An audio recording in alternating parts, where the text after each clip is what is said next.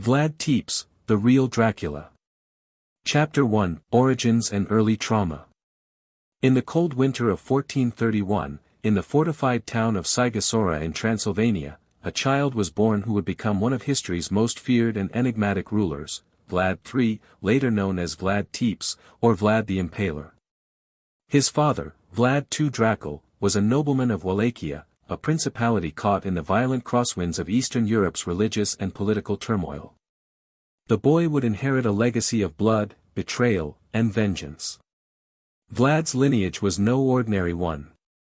His father had recently been inducted into the Order of the Dragon, a Christian military order created to defend the faith against the encroaching Ottoman Empire. The dragon, Draco, became a symbol of power, which earned Vlad II the title Dracula, meaning the dragon. Thus, his son was known as Dracula, or son of the dragon. The boy's earliest years were marked by instability.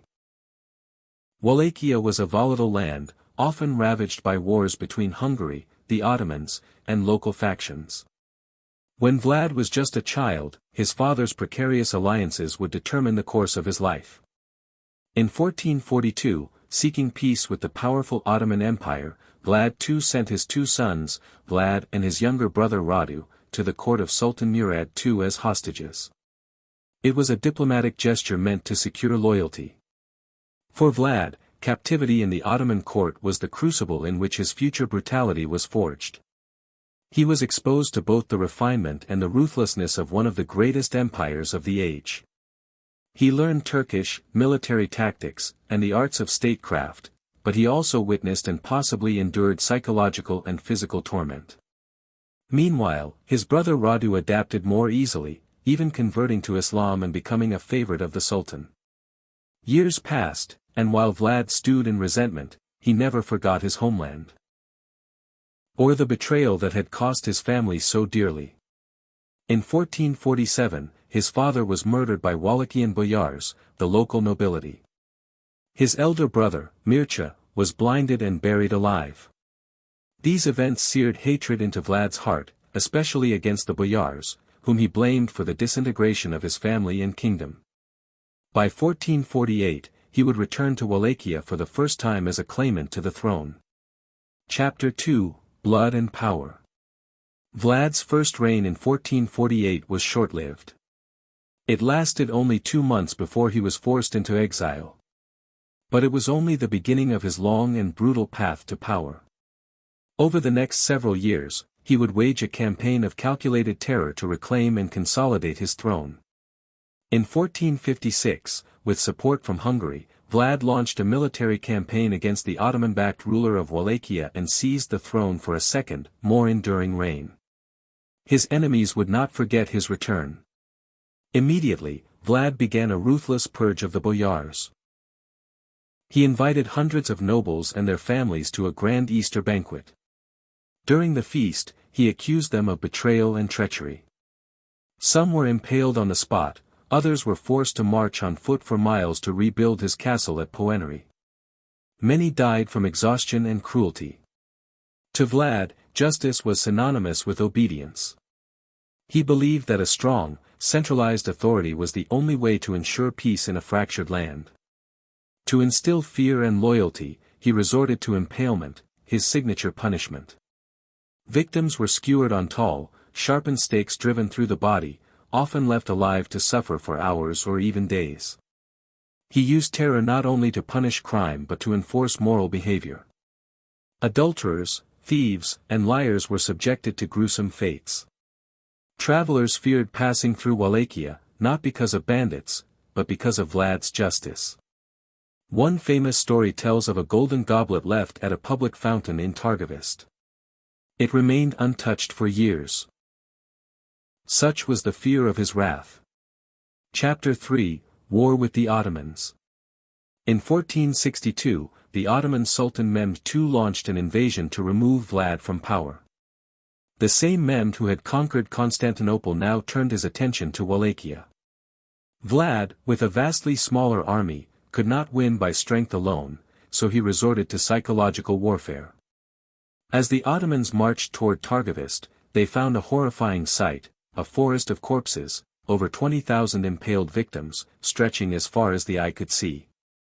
This forest of the impaled was a grotesque warning. Mehmed was reportedly so disturbed that he abandoned his campaign. Vlad also employed guerrilla tactics, poisoning wells and destroying crops. He attacked Ottoman camps at night in surprise raids, sowing chaos and fear. But despite these victories, he faced betrayal at home. His brother Radu, now allied with the Ottomans, led a rival faction that gained support among Wallachian boyars and peasants. Eventually, Vlad was forced to flee. He sought refuge in Hungary, where he was imprisoned by King Matthias Corvinus, who used falsified documents to justify the arrest. Vlad spent more than a decade in captivity. Chapter 4, Return and Final Reign. In 1475, Vlad was released and supported once again by Hungary. The political landscape had shifted, and Hungary now needed him to counter Ottoman influence. In 1476, Vlad briefly regained the throne of Wallachia. But his third reign was short. That same year, he was ambushed and killed, likely by Ottoman agents or rival Wallachian nobles.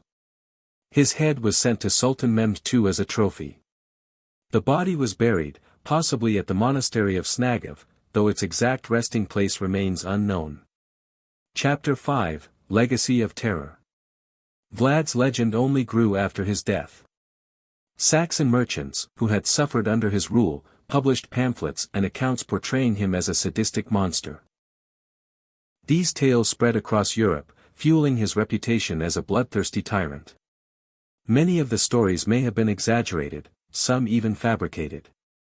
But they struck a chord with a continent already obsessed with tales of demons and darkness. In the 19th century, Irish author Bram Stoker encountered these accounts and used the name Dracula for his fictional vampire count.